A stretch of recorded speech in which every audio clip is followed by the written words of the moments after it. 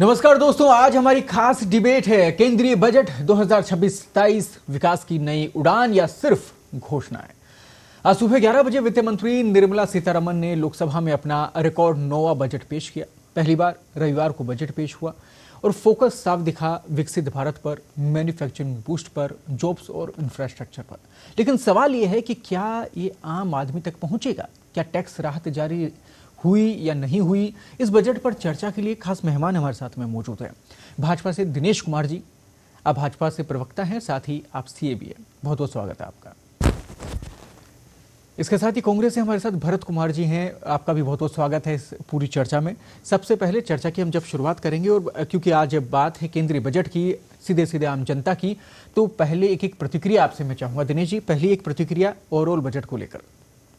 Sir, इसमें जो जिस गति से मोदी जी का जो विचार है कि महिला, युवा, किसान और उद्यमी सबका विकास हो, तो उसी दिशा को देखते हुए और उन्होंने निर्मला सीतारमण जी ने आज का बजट पेश किया है। और उसमें कहीं ना कहीं उद्योगों को बढ़ावा मिलेगा, इंफ्रास्ट्रक्चर को बढ़ावा मिलेगा, स्वास्थ्य के लिए बढ़ावा मिलेगा, और भी कई नई चीज़ें देखने को मिलेगी आने वाले समय में। शामिल किया गया इसमें, यानी आप कहना चाह रहे हैं कि भविष्य को लेकर ज़्यादा संभावना इसमें नजर आती हैं। आपके पास आना चाहूँगा, पहली प्रतिक्रिया। बिल्कुल उदासीन बजट है। जिस तरह से बार बार एक विकासशील और विकसित भारत की बात की जाती है, भविष्य की बात की जाती है, लेकिन आज का जो एक आम नागरिक है वो आज उसको क्या फ़ायदा होने वाला है, उसको आने वाले 5-6 महीने में क्या चीज़ों का फ़ायदा मिलने वाला है, उस पर चर्चा करते हैं। इस बजट में ऐसा कुछ भी देखने को नहीं मिला। गृहिणियों की अपेक्षाएं थी, युवाओं को अपेक्षाएं थी, किसानों को अपेक्षाएं थी, तमाम जो वर्ग थे उन वर्ग को आज निराशा हाथ लगी है। सिर्फ एक उम्मीद के ऊपर उम्मीद दी जा रही है। यानी आपका कहना है कि उम्मीद है लेकिन वो पूरी नहीं हो पाई, आस थी पर वो पूरी नहीं हो पाई। ऐसे में इंतजार अब नहीं करना होगा, क्योंकि डिबेट की शुरुआत करते हैं। और सबसे पहला सवाल मैं यही करना चाहूँगा दिनेश जी, आप ही से सबसे पहला सवाल है कि इनकम टैक्स को लेकर, इस स्लैब को लेकर, रिजिम को लेकर बहुत सारी उम्मीदें थी, लेकिन चेंजेस नहीं किए गए। क्या कारण आपको नजर आता है? देखो, सबसे बड़ा चेंजेस जो आज हुआ है वो ये हुआ है कि 1 अप्रैल 2026 से इनकम टैक्स का नया लॉ है वो लागू हो रहा है ना। और छोटे जो कारोबारी हैं उनके लिए कोई नई योजना लाने की तैयारी है, तो वो एक नई चीज़ मिलेगी जिससे जो छोटे कारोबार हैं उनको करने में किसी तरह की दिक्कत नहीं आएगी। एक उन्होंने जो सबसे महत्वपूर्ण जो चीज़ की है वो ये की है कि अगर किसी ने इनकम टैक्स में, अगर किसी ने कोई भी इनकम किसी वजह से रह गई उससे दिखाने में, तो उसको वो एक नॉर्मल एक टैक्स स्लैब ला रहे हैं, और उस टैक्स स्लैब के आधार पर उनको वो एक इनकम दिखा करके और उससे एक निजात मिल जाएगी कि उनके ऊपर बड़ी पेनल्टियाँ नहीं लगेंगी। तो पर स्लैब में कोई भी चेंज नहीं हुआ। स्टैंडर्ड डिडक्शन में कुछ बहुत सारी उम्मीद थी कि कुछ इसमें तो कम से कम चेंज कर दिया जाएगा। अगर पिछला बजट अपन देखें तो पिछला बजट में उन्होंने 12 लाख रुपए इनकम कर दी, जो कि तो एक तरह से जितने भी छोटे व्यवसायी हैं और जो छोटे कारोबारी हैं वो सब उसमें कवर हो जाते हैं। और वो एक देश को आगे बढ़ाने में, क्योंकि सबसे बड़ा जो व्यापारियों की बात करें तो छोटे कारोबारी बहुत होते हैं, और उनका अगर टैक्स स्लैब ज़्यादा रहता है तो उनको दिक्कत आती है। तो एक 12 लाख रुपए कमाने वाले व्यक्ति के लिए एक अच्छी उन्होंने पहले वो दे रखी है। और आने वाले समय में जैसे जैसे, क्योंकि नया अगर एक्ट लेके आए हैं, उस एक्ट के आधार पर अगर कोई नई चेंजेस होंगे तो वो धीरे धीरे समय समय पर करते रहते हैं। जैसे आपने देखा हो जीएसटी में अभी दीपावली के ऊपर चेंज किया, और उसकी चेंज की वजह से सीधे 7.5% की ग्रोथ हुई। तो इस तरह से जो भी चेंजेस अगर ऐसा लगेगा तो समय समय पर आते रहेंगे। परंतु अभी जो नई चीज़ है वो ये है कि छोटे कारोबारियों के लिए कहीं ना कहीं नई योजनाएं आनी है। भरत जी, स्थिरता की बात की जा रही है कि अगर स्थिरता रहेगी तो अर्थव्यवस्था भी बढ़ेगी और आम आदमी को फायदा होगा। कितने सहमत है? देखिए, मैं कहता हूँ आप चौथी अर्थव्यवस्था की बात करते हैं, आप चाहे पहली अर्थव्यवस्था हो जाइए, लेकिन जब तक एक आम आदमी की घरेलू बचत कम होती जाएगी तो ऐसी अर्थव्यवस्था का आप क्या करेंगे? आप कहते हैं 7% ग्रोथ रेट है, लेकिन 2013 से लगातार जो आपकी घरेलू बचत है वो जीडीपी का जो प्रतिशत था वो लगातार नीचे के नीचे डाउन होता जा रहा है। आज प्रति व्यक्ति आई आपकी 2.34 लाख प्रति वर्ष है, सालाना है, जो पूरे विश्व के अंदर 140वें नंबर पर आ रही है। आपका ट्रेड डेफिसिट बढ़ता जा रहा है, आपका इंपोर्ट लगातार बढ़ता जा रहा है, एक्सपोर्ट आपका कम है। 11 साल से आप कह रहे हैं साहब हमने मेक इन इंडिया बना दिया, हमने स्किल इंडिया बना दिया, हम मैन्युफैक्चरिंग हब को ज्यादा तेज कर रहे हैं, लेकिन हो क्या रहा है? हमने तो असेंबल इंडिया बनाकर छोड़ दिया। चाइना से आज भी हमारा ट्रेड डेफिसिट 8.39 बिलियन डॉलर है। आप ये देखिए, तो हम तो एक्सपोर्ट तो कर ही नहीं पा रहे, हम तो इंपोर्ट कर रहे हैं। तो आपने जो मेक इन इंडिया कहा, आप शुरू से कह रहे थे साहब हम विकसित भारत बना रहे हैं, हम मेक इन इंडिया कर रहे हैं, आज भी आपने वही घोषणा की, लेकिन इन 11 साल में वो इंप्लीमेंट ही नहीं हो पाया है धरातल के ऊपर। तो सवाल यही है ना, आज 50 रुपए आपने जो कॉमर्शियल गैस सिलेंडर है उसके ऊपर बढ़ गया, लास्ट टाइम कब प्राइसेस कम हुए थे, पेट्रोल के दाम आज भी वही पेट्रोल के दाम बढ़ते जा रहे हैं, जबकि अंतर्राष्ट्रीय बाजार के अंदर पेट्रोल के दाम कम हो रखे, लेकिन उसका आम नागरिक को किसी तरह का कोई फायदा नहीं मिल रहा है। रुपया आज 92 रुपए हो गया है। यही मोदी जी थे जब 58 रुपए रुपया था, तब ये कहते थे कि साहब अगर रुपया गिरता है तो प्रधानमंत्री की साख गिरती, लेकिन आज रुपए के ऊपर बोलने वाला है कौन? 92 रुपीज हो गया। 24 लाख करोड़ का हमारा ट्रेड डेफिसिट ओवरऑल है इंडिया का, इंडिया ने जो इंपोर्ट किया और एक्सपोर्ट किया। तो आज जो आप बात कर रहे हैं कि साथ हम विकसित भारत 2047 में लेके जाएंगे, लेकिन आज आप ये तो बताइए कि हमारी अर्थव्यवस्था सुदृढ़ कहां है? हम पे कर्ज बढ़ता जा रहा है, प्रति व्यक्ति आय हमारी कम होती जा रही है, घरेलू बचत हमारी कम होती जा रही है। और दूसरी चीज, इंडिया के जो इन्वेस्टर हैं वो इन्वेस्टर इंडिया को छोड़ के भारत विदेशों में पैसा लगा रहे हैं। इकोनॉमिक सर्वे के अंदर ये रिपोर्ट में आया है, अभी जो इकोनॉमिक सर्वे आया, 14 अरब डॉलर था उसके अंदर, 14 अरब डॉलर से वो 24 अरब डॉलर हो चुका है हमारा जो इन्वेस्ट बाहर हो रहा है। एफडीआई जो थे, एफडीआई लगातार घटते जा रहे हैं। टैरिफ की तलवार ऊपर से और लटकी हुई है। ऐसे में क्या होगा दिनेश जी? क्या सरकार को महंगाई नजर नहीं आ रही? क्या बेरोजगारी वहां पर नजर नहीं आ रही? आर्थिक रूप से हम सुदृढ़ता की बात करते हैं, मजबूती की बात करते हैं, लेकिन जो आंकड़े इन्होंने बताया कि 140 से 1 नंबर पर आने के जो हमने दावे ठोके हैं, वो कैसे संभव होंगे? सर, जैसे जैसे विकास होगा और जैसे जैसे आज देख रहे हो आप, जितने भी युवा हैं वो रोजगार की तरफ, मतलब सरकारी नौकरी की तरफ ना जाकर के खुद का स्टार्टअप की तरफ जा रहे हैं। और जैसे जैसे स्टार्टअप अगर बढ़ते जाएंगे तो कहीं ना कहीं जो और अपने शहरों को छोड़, स्टार्टप के लिए पैसा होना चाहिए, पैसा तो है ही नहीं ना सर। आप देखो ना, हर जितने भी युवा है उनको हर तरह की सुविधाएं, लोन की, एमएसएमई के लिए लोन दिया जा रहा है, उनके लिए मुद्रा योजना चलाई जा रही है, उनके लिए कई तरह की एम्यूनिटीज और सब्सिडीज दी जा रही है। तो इस तरह की जो व्यवस्थाएं हैं, उस व्यवस्था के आधार पर आज युवा नौकरी की तरफ ना जा करके और खुद के स्टार्टअप की तरफ क्यों जा रहा है? वो इसलिए जा रहा है कि उसको कहीं ना कहीं उसमें दिख रहा है कि मैं मेरे शहर में रह करके ही कोई ना कोई नया बिजनेस कर सकता हूँ। स्टार्टअप बुरा नहीं है, पर स्टार्टअप के लिए जो बेसिक हमारी बनाई गई है, आप कभी खुद दिनेश जी बैंक के प्रोसेस को आप समझिए, जितनी डिमांड वहां पे कागजों की गई है ना, उस व्यक्ति को स्वरोजगार का बेनिफिट उठाने में सालों लग जाते हैं। सर ऐसा नहीं है, अब समय चेंज होता जा रहा है। मैं भी सीए हूँ और मैं देखता हूँ कि पहले आदमी को अगर कोई भी रोजगार के लिए, अगर मतलब कोई भी व्यवसाय खोलने के लिए सोचना पड़ता था तो उसको ये लगता था कि मैं वहाँ जाऊँगा और वहाँ पर जा करके और कई फॉर्मेलिटीज़ करनी पड़ेगी। आज सिंगल विंडो में कई चीज़ें ऐसी हैं जहाँ पर आप डालोगे तो आपको लैंड मिल जाएगी, लैंड के बाद में आपको कन्वर्जन का अगर कोई भी है तो कन्वर्जन का मिल जाएगा, उसके अलावा एनओसीज वगैरह, तो वो बड़े ईजी हो रहे हैं। और उन ईजी होने से कहीं ना कहीं विकास हो रहा है और रोजगार के संसाधन जो आम आदमी को नहीं मिल पाते तो वो मिल रहे हैं। संसाधन जो हैं वो कितने मिल पा रहे हैं, कहीं ना कहीं जनता बताएगी, जनता इसका जवाब देगी। लेकिन जो सवाल हैं वो वाकई में सबसे बड़े हो जाते हैं कि जब महंगाई इस स्तर पर है और बेरोजगारी इस स्तर पर है, तो कहीं ना कहीं एट प्रेजेंट में पब्लिक एक जरा सी राहत जरूर चाहती थी, लेकिन वो राहत फिलहाल नजर नहीं आई। अगर हम सिर्फ और सिर्फ इस सेक्शन की बात करें, आर्थिक आधार की बात करें। इसके साथ ही दिनेश जी, एक और मेरा सवाल था कि 6% जीडीपी का हिस्सा एजुकेशन को देने की बात हो रही है लंबे समय से, यानी कि एजुकेशन सेक्टर को हम इतना प्रतिशत जीडीपी का हम दे सकते हैं, हमारी जो ओवरऑल गवर्नमेंट की तरफ से बजट है उसका, लेकिन वो इस बार भी नहीं मिल पाया, जबकि उम्मीद थी।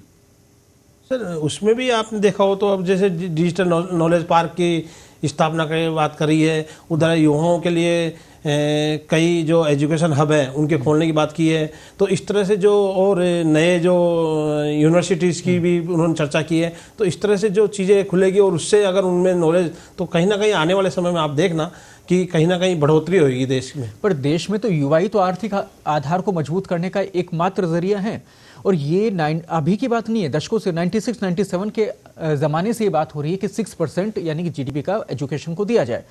लेकिन वो हर बार सिर्फ और सिर्फ बजट की घोषणा से पहले तक की बात होती है, लेकिन वो नहीं मिल पाता। आज सबसे ज़्यादा ज़रूरत, जो मूलभूत ज़रूरत है, वो कहीं ना कहीं एजुकेशन सेक्टर की है, क्योंकि पढ़ाई बहुत महंगी होती जा रही है। करोड़ों रुपए मांग रहे हैं आजकल मेडिकल कॉलेज में एडमिशन के, करोड़ों रुपए हो रहे हैं एमबीए की पढ़ाई के लिए, अन्य बड़ी जो पढ़ाइयाँ हैं पीएचडी के लिए। तो ऐसे में आम आदमी कैसे पढ़ाए अपने बच्चों को? तो 6% अगर जीडीपी में अगर आप करते हैं तो कहीं ना कहीं वो आधार तो मजबूत होता है।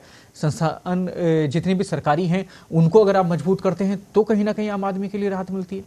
नहीं, वो आपकी बात से मैं सहमत हूँ कि कहीं ना कहीं अपने को शिक्षा के ऊपर, परंतु धीरे धीरे जैसे जैसे एजुकेशन, आज क्या हो रहा है कि पहले हर बच्चा बाहर जाने की बात करता था कि मैं है ना जो दूसरे शहर में जाऊंगा वहाँ मुझे एजुकेशन मिलेगा। अब धीरे धीरे आप देख रहे हैं कि हर डिस्ट्रिक्ट लेवल पे और हर स्टेट में नए नए अपने मेडिकल कॉलेज और अपने इंजीनियरिंग कॉलेज वगैरह ये खुल रहे हैं। तो वो बच्चा वहीं पे, तो उसको कहीं ना कहीं जो उसको और चीज़ों में पैसा लगता था हॉस्टल वगैरह में, इनमें उनमें कहीं ना कहीं कमी आएगी और वो आगे जाकर के उसी में कहीं ना कहीं आप जो बता रहे हैं कि लगातार खुल रहे हैं, बिल्कुल सही बात है, खुल रहे हैं, लेकिन बाजार में ये पैसा कमाने का एक जरिया बन गया एक प्रकार से। पढ़ाई नहीं रही है दिनेश जी, तो ये उम्मीद हम जरूर केंद्र सरकार से कर सकते हैं, क्योंकि केंद्र सरकार ही एक वो जरिया है जो इस पर सबसे बड़ा डिसीजन ले सकती है और इस पूरी स्थिति को यानी कि सुधार सकती है।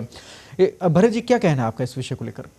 देखिए 2025 के अंदर जब बजट आया था 25-26 का, तब इन्होंने 128 लाख करोड़ लगाए थे, जो जीडीपी का 0.4% था शिक्षा के अंदर। बिल्कुल सही बात है। 2013 में हम 4% शिक्षा पे लगाते थे, लेकिन पिछले 11 साल में हम क्या देख रहे हैं कि शिक्षा जॉब ओरिएंटेड होने की जगह ये हो रही है कि कहाँ कब्र खुदनी है, कौन सी हिस्ट्री को आपको खत्म करना है, किसके नाम बदलने हैं। जब इस देश के अंदर आप इस तरह की चीजों को लेकर आएंगे तो निश्चित तौर पर आप मानिए कि शिक्षा का स्तर कम ही होता चला जाएगा, क्योंकि सवाल पूछने वाला कोई होगा नहीं। दूसरी चीज, इन्होंने कहा कि लोग आ रहे हैं, मैं आपको बता रहा हूं 5000 जो पासपोर्ट है वो हर महीने सरेंडर हो रहे हैं। देश छोड़कर लोग बाहर जा रहे हैं, बाहर निवास करने जा रहे हैं। यहां आम जनता की गाड़ी कमाई का पैसा आप इकट्ठा करते हैं। आप जीएसटी कलेक्शन पे बड़ी बड़ी बात करते हैं, बट आप ये तो देखिए जीएसटी कलेक्शन हो कहां से रहा है? एक आम नागरिक से हो रहा है, एक गरीब इंसान से हो रहा है। उसको आटा, तेल, चाय, चीनी सबके ऊपर जीएसटी के ऊपर उसको पैसा देना पड़ता है, लेकिन उसको रिटर्न में मिल क्या रहा है? इसी सरकार ने पिछले 11 साल में 100 स्मार्ट सिटी की बात की थी। उसी 100 स्मार्ट सिटी में एक जयपुर भी था। आज जयपुर के अंदर 2 घंटे की अगर बरसात हो जाएगी ना, तो आप अपनी गाड़ी को नहीं निकाल सकते हैं। शाम को 5 बजे आप निकलिए, आप ट्रैफिक जाम में फंस जाते हैं। तो आप वादे तो बड़े बड़े करके आ गए, लेकिन वो वादे बड़े करने को आपने धरातल पर नहीं उतारा। इसी का परिणाम ये रहा कि जो आप भी 7% ग्रोथ रेट बता रहे हैं, आप बेरोजगारी दर कम बता रहे हैं, आप इन्फ्लेशन को कम बता रहे हैं, ये सब मैनिपुलेटेड डेटा है। और ये जो बेस लिए जाते हैं, ये बेस भी गलत है। इसी वजह से आईएमएफ ने जो डेटा एक्यूरेसी की बात की जाती है, वहां पे इंडिया को सी रेटिंग दे दी है। तो कहीं ना कहीं आप जो ये बजट के अंदर बातें लेकर आ रहे हैं, ये धरातल पर नहीं उतर रही है। चलिए ठीक है, एक सवाल इसी से कनेक्ट में कर देता हूं कि 6% क्यों नहीं दे पा रहे एजुकेशन को, क्या कारण लगता है भरत जी? देखिए, आपका विजन नहीं है ना। आपका विजन होना चाहिए कि आपको शिक्षा के स्तर पे, आज आप देखिए राजस्थान विधानसभा में सवाल उठा कि आज शिक्षा के अंदर जो बच्चे हैं वो रोडों पर पढ़ रहे हैं, वो मंदिर में पढ़ रहे हैं, वो कहीं। अमित शाह जी कहते हैं कि मैं 850 करोड़ रुपए का एक मंदिर बनाऊंगा, लेकिन एम्स की बात नहीं करते, लेकिन आईआईटी की बात नहीं करते, शिक्षा की बात नहीं करते। आपको बच्चों को जॉब ओरिएंटेड बनाना पड़ेगा, आपको मैन्युफैक्चरिंग में उनको लाना पड़ेगा। यूपीए की सरकार थी तब जीडीपी का 15% मैन्युफैक्चरिंग का योगदान था, आज वो प्रतिशत 12.5% रह गया है। कौन सी स्किल इंडिया की बात करते हैं, कौन सी मेक इन इंडिया की बात करते हैं आप? आज इंटरनेशनल जो हमारे जो भी एग्रीमेंट हो रहे हैं, उस एग्रीमेंट में आप ध्यान नहीं दे पा रहे हैं। सोने चांदी के आप भाव देख लीजिए, फॉरेक्स हमारा जिस हिसाब से बढ़ना चाहिए था उस हिसाब से फॉरेक्स नहीं बढ़ पाया। सवाल में कंटिन्यू करूंगा दिनेश जी से, लेकिन क्या जैसा कि आपने जिक्र किया कि मंदिर बनाने पे फोकस है, तो क्या मंदिर आप नहीं चाह रहे? देखिए, आप धर्म को, जो मेरी आस्था है, उसके साथ आप घर के बजट को बिगाड़ेंगे क्या?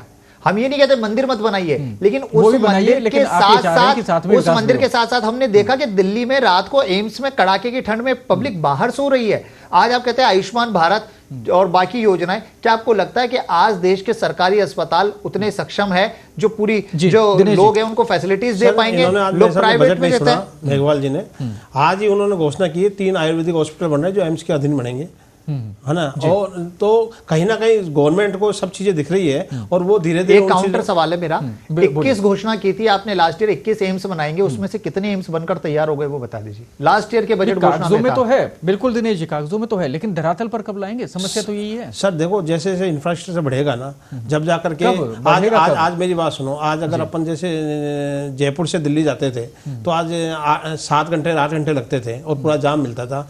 अब जब नया एक्सप्रेस वे की घोषणा हुई और गडकरी ने कहा कि आपको 2 घंटे में 2.5 घंटे में जयपुर से दिल्ली पहुंच जाओगे, तो हुआ ना।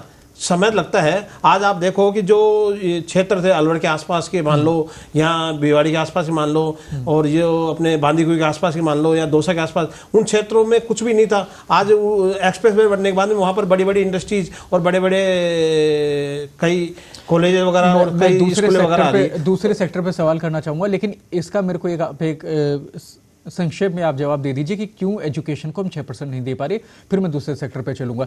इसको आप एक बार बता दीजिए, क्योंकि 4%, 3%, 2% की बात होते होते तक 6% तो हम दर्शकों से सुन रहे हैं। क्या आपके पास इसका जवाब है, ये आप एक बार बताइए। सर मेरी बात सुनो, 6% के लिए हम तैयारी में हैं पूरी, और देखना नेक्स्ट ईयर का जो बजट आएगा उससे पहले पहले आपको उसी चीज़ में मिलेगी कि आज जो अपन एजुकेशन पे जो, क्योंकि पहले इंफ्रास्ट्रक्चर वही बात करते थे कि साहब इंफ्रास्ट्रक्चर कुछ दे नहीं पा रहे।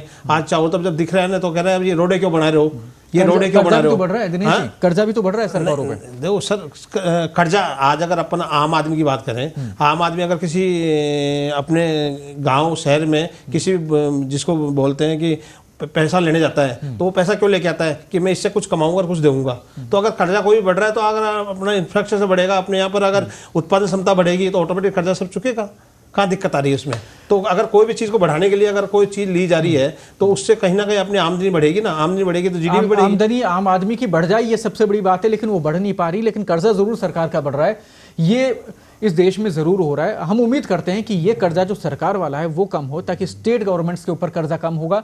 स्टेट गवर्नमेंट्स पे कर्जा कम होगा तो कम से कम आर्थिक स्थिति सुधर पाएगी, राज्यों का विकास हो पाएगा। इसकी बहुत ज्यादा जरूरत है और हम उम्मीद करते हैं कि इसके ऊपर काम भी हो पाएगा। अगले सेक्टर की ओर बढ़ते हैं। देखिए, किसानों के लिए बहुत सारी उम्मीदें थी कि किसानों के लिए बहुत कुछ हो पाएगा। क्या इसमें आपको लगता है किसानों के लिए क्या इस बजट में शामिल किया गया दिनेश जी? देखो, सबसे बड़ी चीज़ उन्होंने कहा कि किसानों को खाली फसल का मतलब अन्नदाता जो है उनको केवल वहाँ तक ही सीमित नहीं रखेंगे, उनको उद्यमी भी बनाएंगे। और ये एक सबसे बड़ी चीज़ कैसे उनके लिए, जो उनके जो सेक्टर जहाँ पर भी जिस भी सेक्टर का वो उत्पादन करते हैं उन सेक्टरों के लिए वहाँ पर नए नए उद्योग जो भी हैं तो उनको खुद को उनकी सब्सिडी या उनको इंसेंटिव वगैरह दे करके और उनके वहाँ पर उनके उद्योग लगाएं, जिससे कि उनकी आमदनी किसान के साथ साथ उद्यमी के रूप में भी बढ़े। तो ये आज आपने देखा हो तो नई चीज़ एक घोषणा हुई है कि किसानों को उद्यमी बनाया जाएगा। वहाँ पर बनाएंगे कैसे? जमीनें तो बिक रही हैं दिनेश जी। समस्या तो ये है कि उनके वहाँ पे पानी की कमी हो रही है। किसानों को वहाँ से सही प्रकार से अगर वो खरीद जो करवाना चाहते हैं, मंडी तक सामान ले जाते हैं, लेकिन वहाँ पे उचित भाव नहीं मिलते। बिचौलियों का इतना बड़ा मार्केट है, किसानों के साथ में तो समस्या है। मैं आपको यही बात बोलना चाह रहा हूँ कि जो किसान अपना फसल उत्पादन करके उसको अगर कहीं भी ले जाके बेचता था, उसकी जगह वो उन्हीं को उसमें वो करेंगे कि उनके उद्योग वहीं पे स्थापित हो और वो अपना सामान को वहीं पे यूज करके और आम आदमी तक या जो बायर है उन तक पहुंचाने का काम करेंगे, तो उससे कहीं ना कहीं उनका ग्रोथ बढ़ेगी। भरत जी, किसानों के लिए सब्ज बाग या फिर भविष्य निर्धारण, क्या लगता है? देखिए, किसान तो बेचारे पहले से इनकी उम्मीद लगाकर इनसे नहीं बैठे थे और उन्हें पता था मिलना भी कुछ है नहीं। किसान सम्मान निधि की बात की जा रही थी कि उसके पैसे को बढ़ाया जाएगा, उसको नहीं बढ़ाया। राजस्थान में ERCP के लिए इन्होंने बहुत बड़े प्रोपगंडे किए, पूर्वी राजस्थान में इन्होंने रैलियां भी निकाली और आज एक छोटी सी कोई उम्मीद थी कि क्या पता उसे राष्ट्रीय परियोजना घोषित कर दिया जाए, लेकिन उसे राष्ट्रीय परियोजना भी घोषित नहीं किया गया। इसके अलावा भी पाला पड़ता है और वो चीजें होती है। केंद्र सरकार आप देखिए उसमें भी बाइसनेस देती है कि हम कहाँ पर है जो डिजास्टर मैनेजमेंट है उसका फंड देंगे और कहां पर नहीं देंगे। सबसे बड़ी चीज मनरेगा के अंदर, मनरेगा आप देखिए जो किसानों को एक मजबूती देती थी, गांव में ग्राम पंचायतों को मजबूती देती थी, वहां से पलायन को रोकती थी, उसको इन्होंने खत्म कर दिया। कहीं ना कहीं देखिए आपको ये समझना पड़ेगा, जिस तरीके से आपने कर्जे की बात अभी की थी, कर्जे के अंदर भी आप ये देखिए पूरे देश के अंदर जो 20 से ज्यादा राज्यों में भारतीय जनता पार्टी की सरकारें हैं और तमाम इनकी, चाहे वो लखपति दीदी योजना हो, लाडली बेटी योजना हो, अभी बिहार में जिस हिसाब से इन्होंने कहा, तो कहीं ना कहीं ये कर्जा जो बढ़ रहा है, ये कर्जा रेवड़ियां बांटने में सबसे ज्यादा बढ़ रहा है और इकोनॉमिक सर्वे में इसको चिंता का विषय बताया है, लेकिन फिर भी भारतीय जनता पार्टी उसको समझ नहीं रही है। मैं आपको कह रहा हूं ना, आज का जो बजट आया उसमें किसी भी वर्ग को ये नहीं था कि वो वर्ग संतुष्ट हो पाता कि साहब हमें इस तरह का फायदा मिला। एग्रीकल्चर के अंदर अभी जो इकोनॉमिक सर्वे है उसके अंदर 3% ग्रोथ आ गई है, जबकि एग्रीकल्चर का जो जीडीपी में योगदान होता है वो कम होना चाहिए था, मैन्युफैक्चरिंग और सर्विस सेक्टर में ज्यादा होना चाहिए था, लेकिन वो अब 3% ग्रोथ ज्यादा एग्रीकल्चर में और आ गई है। यानी लोग वापस से एग्रीकल्चर की तरफ ही मूव कर रहे हैं, बाकी जगह वो मूव नहीं हो पा रहे। जिस तरीके से उनको एमएसपी मिलनी चाहिए थी वो एमएसपी नहीं मिल पा रही। आज भी आड़ती और जो बिचौली है वो बिचौली खा जाते हैं। ये गेहूं की एमएसपी नहीं दे पा रहे, राजस्थान में नहीं मिल पा रही, हरियाणा में नहीं मिल पा रही। तो कहीं ना कहीं सरकार को एक ऐसा विजन बनाना चाहिए था जिससे हमारे देश का जो विकास वो विकास ज्यादा बढ़ सके। आम नागरिक, दिक्कत कहां आ रही है? सेंट्रल में भी गवर्नमेंट है, रीजनल की भी बात करें वहां पे भी गवर्नमेंट है, फिर दिक्कत कहां आ रही है? क्या लग रहा है दिनेश जी, दिक्कत कहां आ रही है? सर ऐसा कुछ भी नहीं है। देखो मैं आपको बताऊं, ये इनका क्या है, केवल ये एक ही चीज़ पे फोकस रखते हैं कि एमएसपी।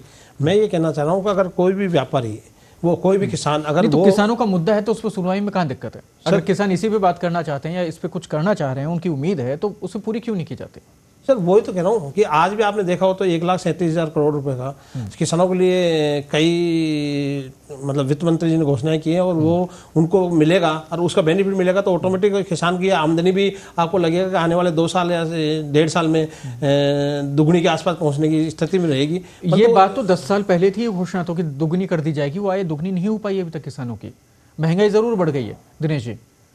सर महंगाई तो जो समय के अनुसार जो चीजें हैं उसके आय भी तो बढ़े उसी आधार पर। सर, आज तो वही स्थिति है कि वहां पे जब खरीदारी के लिए पहुंचते हैं, जब उनसे थोक भाव में खरीदा जाता है मंडी में, तो किसानों के साथ में तो अभी भी वही समस्या है। उसका समाधान कहाँ हो पा रहा है? धीरे धीरे जो गवर्नमेंट है उसके लिए खुद के मंडियां और वो करके, और उसमें एमएसपी की स्कीम जो है वो लाने की तैयारी में है कि भाई वो जो वहाँ के जो कारोबारी है उनके पास ना जा करके और गवर्नमेंट के उसमें दे, वो चीज़ें लग रही है। परंतु मैं क्या कह रहा हूँ, उसके साथ साथ वो उनको इस तरह की भी कि वो इंडस्ट्रियल भी बने, इस बात पे फोकस दिया जा रहा है, जिससे कि आने वाले साल 2 साल 3 साल में किसानों को लगे कि हम है ना जो खाली किसान ना रह करके एक वो। दिनेश जी ये बात तो ऐसी हो गई कि खाने को रोटी नहीं है लेकिन कार आपको मिल जाएगी, कार खरीद लेंगे आप। ये वाली परिस्थिति, ये वाले सब्जबाग जो है वो ना दिखाने के बजाय, देखिए स्टैंडर्ड की बात हो और सबसे मेन चीज धरातल की बात हो, आम आदमी को या फिर किसानों को इस समय जमीन से जुड़ी हुई जो उनकी समस्याएं हैं उसका निदान चाहिए, सपने नहीं चाहिए। सपने तो खुद भी देख लेंगे।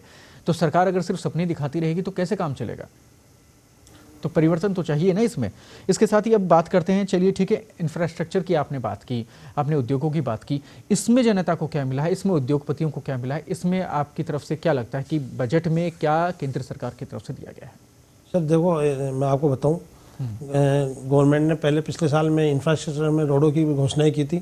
आज वो रोड आपको दिख भी रहे हैं, चारों तरफ जो स्थितियाँ चल रही है कि कैसे कॉरिडोर बनाए जा रहे हैं। अब आज उन्होंने एक घोषणा की है कि हाई स्पीड रेल की घोषणा की है, और हाई स्पीड रेल से अगर जब चलेगी तो कहीं ना कहीं जो आदमी जिसको कहीं भी जाने में दिक्कत आती थी तो वो आने वाले समय में उसको लगेगा 2 घंटे या 3 घंटे में मैं उस जगह पहुँच जाऊँ, तो व्यापार में कहीं ना कहीं उसकी आपस में बढ़ोतरी होगी। उसके अलावा शहरों में इकोनॉमिक जोन बढ़ाने की बात कर रहे हैं, तो कहीं ना कहीं जो चीज़ें बताई जा रही है वो कहीं ना कहीं इंफ्रास्ट्रक्चर डेवलप करने के लिए ही चीज़ें हो रही है। अगर रोडें बनेंगी तो जिस शहर में वो रोड उतरेगी, उतरते वहाँ पर इकोनॉमिक जोन बनेंगे या वहाँ पर इंडस्ट्रियल कॉरिडोर बनेंगे, तो कहीं ना कहीं वहाँ की जो इंडस्ट्री है वो बढ़ेगी तो रोजगार के। टैरिफ की तलवार लगातार लटकी हुई है, सिर्फ भारत पे नहीं बहुत सारे देशों पे। तो ये उम्मीद की जा रही थी कि जिस प्रकार से हमारा इंपोर्ट एक्सपोर्ट है वो निर्भर करता है बहुत सारे देशों पे, हम इसको बढ़ाने की कोशिश कर रहे थे। तो उद्योग जगत से तो बहुत बड़ी उम्मीद थी, आपको लगता है पूरी हो पाएगी? क्योंकि एक तरफ वो तैयार खड़े हैं, तो ऐसे में इस बार जो कहीं ना कहीं समझौते दूसरे देशों के साथ में हो रहे हैं, चाहे बड़े बाकी विकसित देशों के साथ में हो रहे हैं, तो क्या इंडिया जो है वो इसमें ग्रोथ कर पाएगा, इसमें आगे बढ़ पाएगा, या फिर ऐसी धमकियां मिलती रहेंगी? सर बढ़ेगा।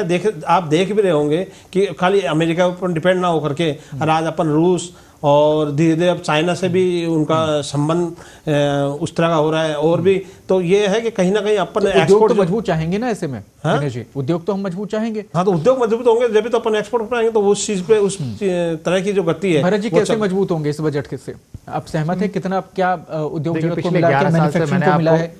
मैंने आपको डेटा भी बताया, पिछले 11 साल में हम इंपोर्ट करते जा रहे हैं। हमारा जो डेफिशिएट है, ट्रेड डेफिशिएट है, वो इतना ज्यादा बढ़ चुका है, 24 लाख करोड़ का हो चुका है। 92 रुपीज तो डॉलर का भाव है और उसके हिसाब से हम दे रहे हैं। यूरोप से अभी आप फॉरेन ये फ्री ट्रेड एग्रीमेंट करके आए, उसमें आपने जो 3.5% टैरिफ मिलता था उसको आपने माफ करवा दिया क्योंकि आप कंप्लायंसेस नहीं कर सकते, और यहाँ का जो व्यापारी उसको 5% जीएसटी देना पड़ता था। तो 5% वो जीएसटी देके भी टैरिफ का तो हमको मुनाफा मिल नहीं रहा है। चाइना के भी ये बात कर रहे थे, चाइना से हम इंपोर्ट इतना ज्यादा करते जा रहे हैं कि आप वो देखिए कि कितना प्रतिशत हमारा इंपोर्ट बढ़ते जा रहा है। एक तरफ हम कहते हैं साहब हम मेक इन इंडिया करेंगे, हम स्किल इंडिया करेंगे, हम भारत के अंदर ही सब चीजें बनाएंगे, चिप बनाएंगे। चिप कौन सी चिप बनाई है आपने बताइए? पिछले 5-10 साल से हम चिप के लिए सुनते आ रहे हैं, अभी तक आप वो कुछ नहीं कर पाए। दूसरी चीज, अमेरिका ने आज भी कह दिया कि ये भारत रूस से तेल नहीं खरीदेगा, अब दूसरे वेनेजुएला कौन सा देश बताया उस देश से तेल खरीदेगा। ट्रंप लगातार ये बोलता जा रहा है कि भारत ये करेगा, हम कुछ बता ही नहीं पाते। हमारे जो डिसीजन है वो तो ट्रंप ले रहा है, 50% उसने टैरिफ लगा दिया, टेक्सटाइल वगैरह, हैंडीक्राफ्ट वगैरह सब अमेरिका में जाता है। कैसे आप उसको बूस्ट करेंगे? आप कहते हैं साहब हमने फंड बना दिया, फंड तो आप लगातार बनाते जा रहे हैं। कोरोना में आपने 20,000 करोड़ का, भरत जी निर्भरता क्यों खत्म नहीं हो पाई? देखिए आपको इस देश के अंदर जो चीज कही है वो आपको करनी पड़ेगी। आपको एमएसएमई सेक्टर को मजबूत करना पड़ेगा, आपको सर्विस सेक्टर को मजबूत करना पड़ेगा, आपको ईज ऑफ डूइंग बिजनेस लाना पड़ेगा। आपको बहुत, अभी इन्होंने बहुत आसानी से कह दिया स्टार्टअप, आप एक स्टार्टअप डाल के देखिए, आपको चक्कर काटने पड़ेंगे बैंकों के, आपको विदाउट कोलेटरल सिक्योरिटी लोन नहीं मिलेगा। एक 10,000 के लोन लेने के लिए तो आदमी को नगर निगम के चक्कर काटने पड़ते हैं, जेडीए के कलेक्टरी के चक्कर काटने पड़ते हैं, पास नहीं होता। उद्योग भवन में ये बता दें कितने लोन थे जो लोन ऑनलाइन होकर पास हो चुके हैं। ये सब चीजें आपको, रुपया आपको कंट्रोल करना पड़ेगा। जब तक आपका फॉरेन जो रिजर्व है, फॉरेन रिजर्व अगर नहीं बढ़ेगा तो आप डॉलर को कैसे उसको कंप्लीट कर पाएंगे? आपने कहा साहब कैपिटल एक्सपेंडिचर, आप बताइए पिछले 5 साल में कौन से कैपिटल एक्सपेंडिचर आपके इतने स्ट्रांग हुए? रोड सिर्फ रोड से ही काम चलेगा? आपने शिक्षा के क्षेत्र में कितने स्कूल बनाए, एम्स कितने बनाए, आईआईटी कितने बनाए, आपने जो लैबोरेटरीज थी वो कितनी बनाई, आपने और जो चीजें थी वो कितनी बनाई जहां से रोजगार मिलता? आज गिग वर्कर्स जो होते हैं ये सबसे ज्यादा हो गए। आज आप देखिए जो ब्लिंकिट है, फ्लिपकार्ट है, अमेजॉन है, इसमें तकरीबन 1.5 करोड़ से ज्यादा लोग हैं जो इससे जुड़े हुए हैं। उनकी तनख्वाह 15,000 रुपए से भी कम है। क्या आपको लगता है 1,000 रुपए की तो रसोई गैस आता है? इसका डायरेक्ट पैसा भी तो नहीं मिल रहा ना देश को। जो बाहर की कंपनीज हैं उनका भी डायरेक्ट पैसा, बाहर की कंपनी तो बाहर पैसा ही निकाल के लेके जा रही है ना, पूरा पैसा आपसे लेके जा रही है। एफडीआई का 63% का गिराव आ गया है। एफडीआई पैसा निकाल कर लेके जा रही है। और ये इकोनॉमिक सर्वे ने कहा है कि देश का जो व्यापारी है वो देश का व्यापारी भी भारत में ना लगाकर बाहर लगा रहा है, क्योंकि यहाँ पे अकाउंटेबिलिटी नहीं है, यहाँ पे विश्वास नहीं है। इन्हें पता है कि इस देश के अंदर जो प्रधानमंत्री जी कह रहे हैं, जो निर्मला सीतारमण जी कह रही है, उस बात पे इनको विश्वास ही नहीं है। शुरुआत में लोगों ने विश्वास जताया, लोगों का पैसा भी आया, शेयर मार्केट भी हुआ। आज देखिए 2300 अंक से शेयर मार्केट नीचे गिर गया। एक गरीब आदमी का पैसा गिरता जा रहा है। घरेलू बचत आपकी कम होती जा रही है, आपकी जेब में पैसा ही नहीं बच रहा है, तो आप किस तरीके से इन्वेस्ट करेंगे? आपने टैक्स न्यू रिजिम लिया है, उसमें आप डिडक्शन नहीं मिलता। कोरोना के बाद मेडिकल का जो होना चाहिए था, जिस हिसाब से हम देख रहे हैं मेडिकल में ग्रोथ होनी चाहिए थी। आप बताइए आपने कौन सी नई दवाइयों का इन्वेंशन किया पिछले 5 साल के अंदर? कौन सी नई चीज आप लेकर आइए, बता दीजिए पिछले 5 साल के अंदर? उसका अभाव अभी भी है। एक और बहुत बड़ा, जैसे शेयर मार्केट का आपने कहा, इसके साथ ही एक और मार्केट में एक और बहुत बड़ा जो लॉस इस समय वो चल रहा है, वो ये है कि सोना और चांदी के भाव लगातार डाउन हो रहे हैं। तो आज के बजट का असर आपको लगता है कि उस पर कुछ हुआ होगा, कुछ राहत मिली होगी? भरत जी नहीं, राहत तो कहां, ये तो देखिए वादा कारोबारी है ना। आप देखिए पिछले 3 दिन से जिस तरीके से हाई रेट पे लोगों ने बुक करा और जैसे रेट गिरा लोग छोड़ कर भगने लग गए। आपको कहीं ना कहीं शेयर मार्केट को भी कंट्रोल करना पड़ेगा, आप लोगों को मैसेज देना पड़ेगा। आज एक गरीब आदमी अपनी बच्चे की शादी करेगा तो वो 10 ग्राम सोना तक नहीं खरीद सकता। 1,70,000 रुपए के आसपास सोने के भाव हो गए। तो ये सब कंट्रोल कौन करेगा? सरकार ही करेगी ना। आप कह रहे हैं साहब कस्टम पे हम इंपोर्ट ड्यूटी हम बढ़ा देंगे तो इंपोर्ट ड्यूटी से इंपोर्ट नहीं होगा या उस पर हम कम कर देंगे, इससे नहीं होगा। आपको ऐसे डिसीजन लेने पड़ेंगे जिससे तुरंत समाधान मिले। गरीबी को आपको लोगों को कम करना पड़ेगा। जिस देश में आज भी 80 करोड़ लोग 5 किलो राशन पर निर्भर है, आप उस देश को कह रहे हैं हमने चौथी अर्थव्यवस्था बना दिया, हम 7% जीडीपी के साथ बढ़ रहे हैं। ये 80 करोड़ में से कितने लोगों को बाहर निकाल दिया आपने जो 5 किलो राशन पर निर्भर है? दिनेश जी, क्या इन सवालों के पास कोई जवाब है आपके पास में? क्या आपको लगता है कि सच में केंद्र सरकार इस विषय में काम कर पाएगी? सर देखो, ये जो केंद्र सरकार है वो हर उस पर काम कर रही है।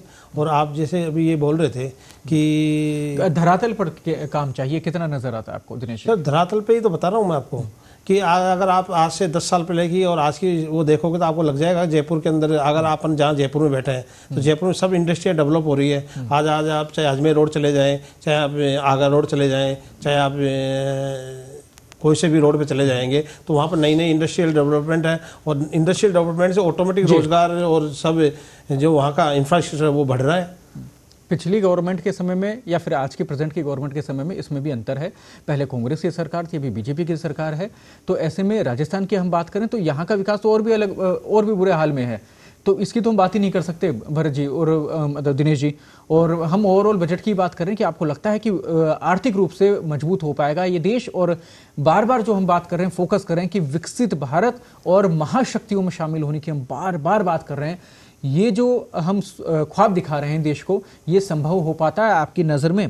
सर ये होगा। और आप देखो कि जैसे ये बोल रहे थे अभी चौथी शक्ति और तीसरी शक्ति, मैं कह रहा हूँ आने वाले समय में आप देख लेना देश की, विश्व की दूसरी या तीसरी शक्ति आपको आने वाले समय मिल जाएगी। कैसे? और जब सर जिस तरह से इंफ्रास्ट्रक्चर भी है, जिस तरह से रोजगार भी है, जिस तरह से आज हर वर्ग को देखा जा रहा है, चाहे महिला हो, चाहे युवा हो, चाहे किसान हो, हर उसको देखा जा रहा है, तो उसमें आने वाले समय में आपको लगेगा, उद्यमियों को देख लो, हर तरीके से आपको लगेगा कि आने वाले समय जीएसटी का भी आपने देखा होगा, जब जीएसटी को रिफॉर्म किया अभी दिवाली पे, तो एक साथ जो कंजम्पशन है वो कितना तेजी से बढ़ा। लेकिन जब जीएसटी लागू हुआ तो नुकसान भी जनता का जो हाल हुआ था वो भी बहुत, कोई भी चीज अगर नई चीज लागू, भी सर कोई भी चीज नहीं लागू होती है तो उसमें पहले देखा जाता है कि इससे क्या, किस चीज को बेनिफिट होगा, किसको, और उसका जब अवलोकन करके जब उनको लगा तो उन्होंने किया ना। और आप देखो कि पिछले 6 महीने में अंदर कंजम्पशन में जो है वो लगभग 60% 65% बढ़ा। लेकिन वो लागू हुआ था और ये बात हो गई थी उस समय कि सब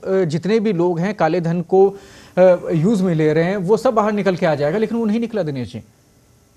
सर देखो, काले धन की बात ऐसी है कि काला धन 2 तरह का वो होता है कि अगर किसी आदमी ने, जैसे अभी आप मैंने अभी थोड़ी देर पहले भी आपको बताया था कि इनकम टैक्स में उन्होंने कहा है कि अगर किसी आदमी ने गलती से अगर कोई चीज़ रह गई और उसको अगर अमेंडमेंट करके और कम टैक्स दे करके और उसको वो दिखाएगा तो उसकी इनकम को वो मान लिया जाएगा। तो मैं कह रहा हूँ कि अगर काले धन में, हाँ ये है कि आने वाले समय में गवर्नमेंट लग रही है उसमें कि कोई ना कोई ऐसी स्कीम लेके आएगी जिससे कि वो वीडीआई जैसी, कि जिससे कि आने वाले समय में भी कोई ना कोई जो काला धन है जो कि अभी लोगों के पास है तो वो उसको वापस निकाल करके उसमें वो कर सकती है, इसमें शामिल करने की कोशिश की जाएगी। जी चलिए ठीक है, एक फाइनल प्रतिक्रिया आप दोनों से मैं चाहूंगा कि कंक्लूजन में चाहूंगा कि आपकी नज़र में बजट कैसा रहा। सबसे पहले भरत जी आपसे एक फाइनल रिएक्शन चाहूंगा। देखिए, मैं तो एक लहमन, एक आम नागरिक की भाषा में ये कहना चाहूँगा कि चाहे हम 100वें अर्थव्यवस्था पर के पायदान पर हो, उससे फ़र्क नहीं पड़ता। फ़र्क ये पड़ता है कि आज जो बजट है उस बजट से क्या मेरी जो ज़रूरतमंद जो चीज़ें हैं उन चीज़ों में कम हुआ है पैसा, या मेरे पास सारी चीज़ें होने के बाद मेरे पास जेब में पैसा बचना चाहिए, मुझे अच्छी शिक्षा मिलनी चाहिए, मुझे अच्छा स्वास्थ्य मिलना चाहिए, मुझे अच्छा इंफ्रास्ट्रक्चर मिलना चाहिए। अगर मेरी सरकार मुझे ये चीज़ें नहीं दे सकती तो मुझे पहली अर्थव्यवस्था है, चौथी अर्थव्यवस्था से कोई मतलब नहीं है। यदि मेरी प्रति व्यक्ति आय नहीं बढ़ती, अगर मेरा रुपया डेप्रिशिएट होता चला जा रहा है, तो ये सब चीज़ें सिर्फ थोतले वादे हैं। सरकार को चाहिए कि त्वरित गति से इन सब चीज़ों पर कंट्रोल करे, देश की साख को बचाए, लोगों की घरेलू बचत को बचाए। दिनेश जी, मैं तो आपको ये कहूँगा कि जिस तरह से मोदी जी का विचार है कि सबका साथ सबका विकास, तो कहीं ना कहीं मोदी जी उसी गति में काम कर रहे हैं। वो महिला को, युवा को, किसान को, उद्यमी को, सबको देख करके और उनके लिए नई नई व्यवस्थाएं, और जिससे कि आने वाले समय में एक देश एक अच्छी ऊंचाई पर पहुंचे, यही मैं उनको करना चाह रहा हूँ। यानी कि आर्थिक आधार की बात करें, स्थिरता की बात करें या विकास की बात करें, भविष्य के निर्माण की बात करें, तो फिर बजट पेश किया गया और उस बजट में ये तमाम चीजें शामिल की गई कि देश का निर्माण हो रहा है, भविष्य का निर्माण हो रहा है। लेकिन अगर एट प्रेजेंट की बात करें तो कमियां भी कुछ रही, जिसको लेकर सीधे सीधे आम आदमी का जुड़ाव जिनसे था, उनको इंतजार जिससे था, चाहे वो टैक्स स्लैब की बात करें या महंगाई की बात करें, उसमें अभी फिलहाल कोई राहत नहीं मिली है। यानी एट प्रेजेंट की बात करें तो सीधा सरोकार, सीधे पब्लिक को कोई लाभ अगर मिलता है या जिसका इंतजार था वो नहीं मिला। आगे भविष्य को लेकर एक स्थायी बजट देने की कोशिश की गई है, स्थिरता देने की कोशिश की गई है इस बजट में। ओवरऑल कहें तो मिला जुला बजट इसे कहा जा सकता है। बजट को लेकर और संभावनाएं क्या हैं और चर्चाएं होंगी एक्सपर्ट से। फिलहाल मुझे दीजिए इजाजत, नमस्कार।